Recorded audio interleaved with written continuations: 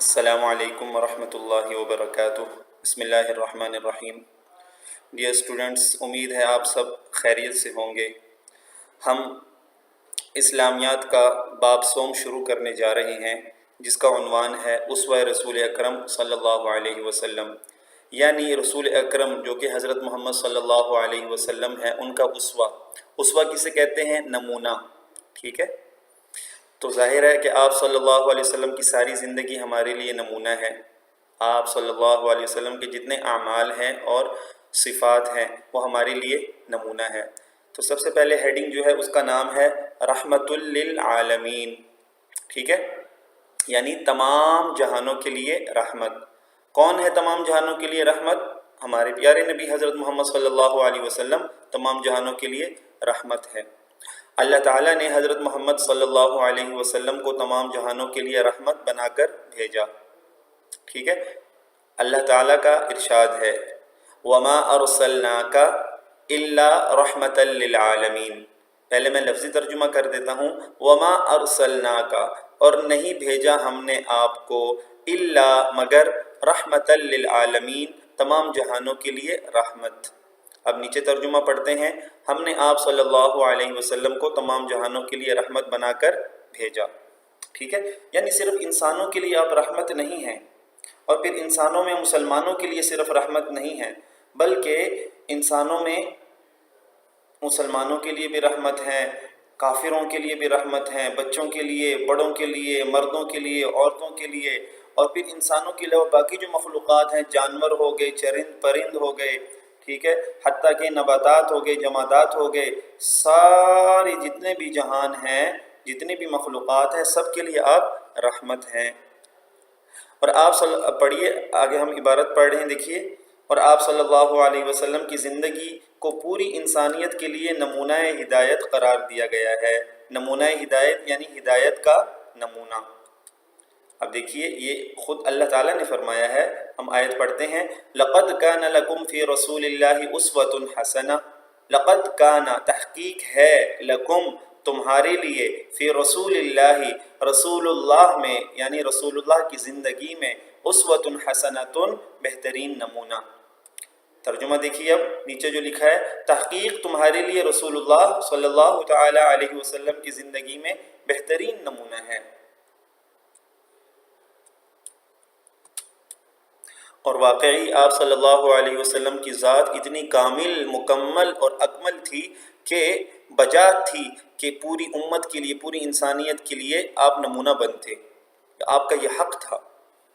اب اگلا عنوان ہے امت پر شفقت و رحمت، ٹھیک ہے، چونکہ رحمت للعالمین کا عنوان چل رہا ہے تو لہٰذا امت پر شفقت و رحمت اس کی یہ سب ہیڈنگ ہے۔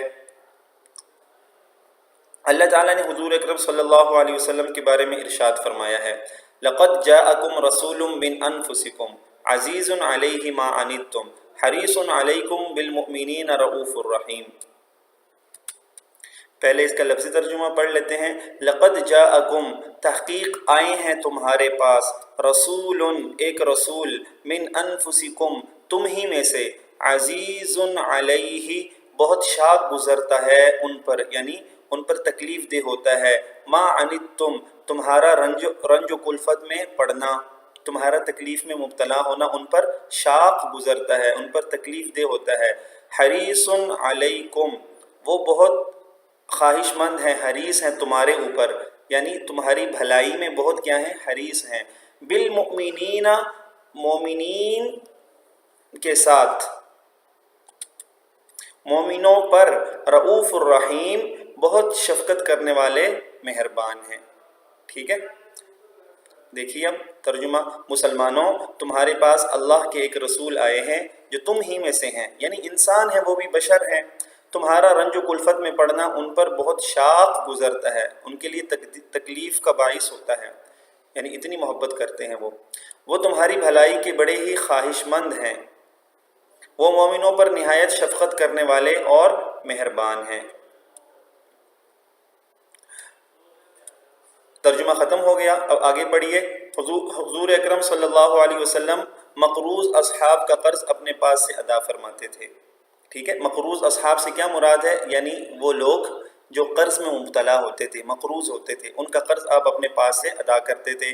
بحالت ضروری نماز و خطبہ مختصر فرما دیتے تھے، یعنی اگر کوئی ایمرجنسی کی صورتحال ہوتی، ضروری صورتحال ہوتی، مثلاً بچے رو رہے ہیں اور مائیں نماز میں شامل ہیں، تو آپ نماز مختصر کر دیتے تھے، خطبہ مختصر فرما دیتے تھے، یہاں تک کہ بقول حضرت عائشہ رضی اللہ تعالی عنہ اپنے پسندیدہ عمل کو بھی اس لیے ترک فرما دیتے، یعنی چھوڑ دیتے کہ کہیں وہ عمل امت پر فرض کی حیثیت سے عائد نہ ہو جائے، ٹھیک ہے، یعنی کہیں وہ عمل جو ہے امت پر فرض نہ ہو جائے، کہیں یہ مطلب ہے، کیونکہ آپ صلی اللہ علیہ وسلم کی زندگی تو ہمارے لیے نمونہ تھی۔ مثلاً آگے اس کی مثال بھی آئے گی کہ تراویح جو ہے وہ آپ صلی اللہ علیہ وسلم نے صرف چند دن پڑھی ہے، 3 دن پڑھی ہے، اور اس کے بعد آپ نے مسجد میں نہیں پڑھی، سب کے سامنے نہیں پڑھی، چھوڑ دیا آپ نے، ٹھیک ہے، تاکہ امت پر فرض نہ ہو جائے۔ اگر فرض ہو گئی پھر بہت سارے لوگ نہیں پڑھیں گے، گناہ گار ہوں گے، تو ایک پسندیدہ عمل آپ نے صرف اپنی امت پر مشقت ہونے کی وجہ سے وہ چھوڑ دیا، ٹھیک ہے۔ امید ہے آج کا سبق آپ کو سمجھ میں آ گیا ہوگا۔ آگے ہم کتاب اگلے سبق میں انشاءاللہ شروع کریں گے۔